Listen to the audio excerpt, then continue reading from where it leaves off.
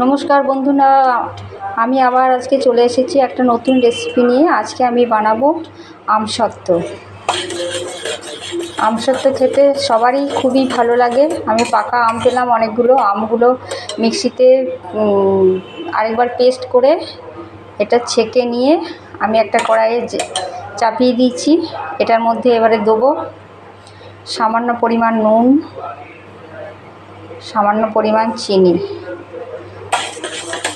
অল্প পরিমাণে নুন, অল্প পরিমাণে চিনি।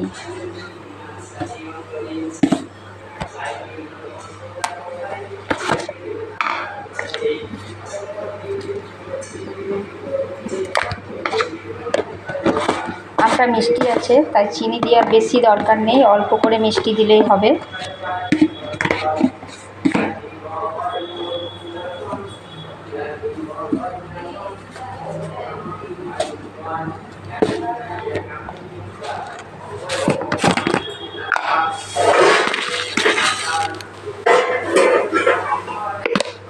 সামান্য পরিমাণ চিনি দিলাম।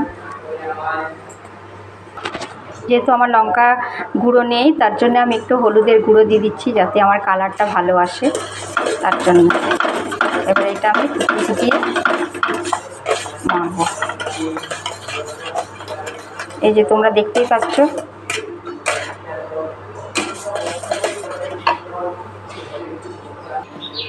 হ্যাঁ এই যে ফুটছে। এটা নাড়তেই থাকবো যতক্ষণ না ঘন বেটারটা হয়ে আসছে, ততক্ষণ অবধি আমি নাড়তেই থাকবো। আজ আমার লো থেকে মিডিয়াম আঁচের মধ্যে আছে, এটা আমাকে নাড়তেই হবে, নাহলে লেগে যাবে। এই যে দেখতেই পাচ্ছ তোমরা, অনেকটাই আমার হয়ে এসছে।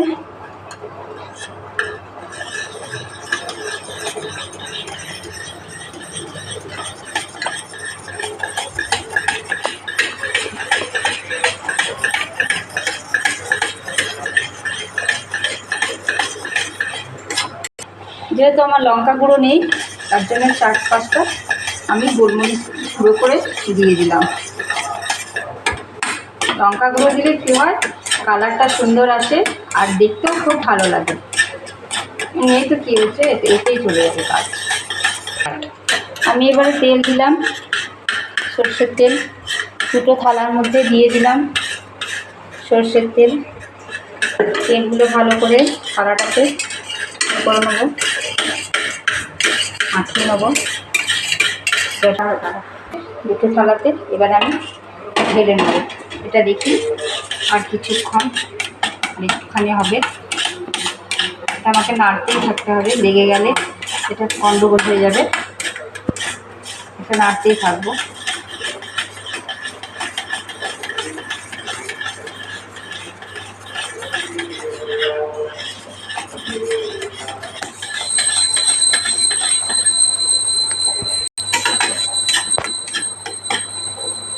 আর একটুখানি এটা সময় লাগবে হওয়ার জন্য। প্রায় আমার হয়েই এসছে আমসত্ত্বটা, এবার হয়ে গেছে। এটা দেখতেই পাচ্ছ বন্ধু তোমরা, এটা আমার হয়েই এসছে। এটা নাড়তেই হবে যতক্ষণ না, যদি না নাড়ি তাহলে এটা লেগে যাবে, কিন্তু লেগে গেলেই জিনিসটা বাজে হয়ে যাবে। এই যে হয়ে গেছে। এবার আমি গ্যাসটা অফ করবো, ভালো করে নাড়চাড় করে নেব।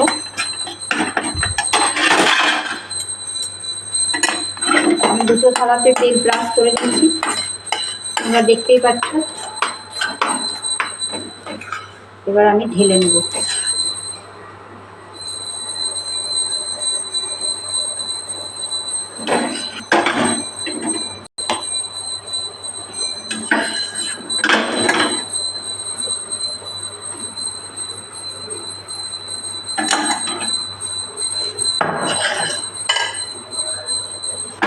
এখন পরে আমার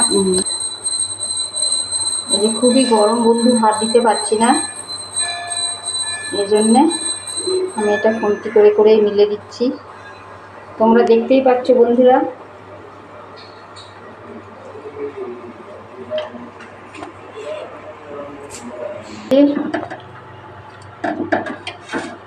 আমি এটা মিলে দিচ্ছি ভালো করে, পাতলা করে। যত পাতলা মিলা হবে তত তাড়াতাড়ি হয়ে যাবে।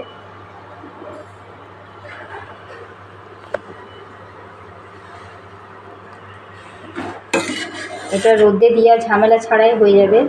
এটা যখন ভাত হবে তখন গ্যাসের নিচে এটা ঢুকিয়ে দিতে হবে।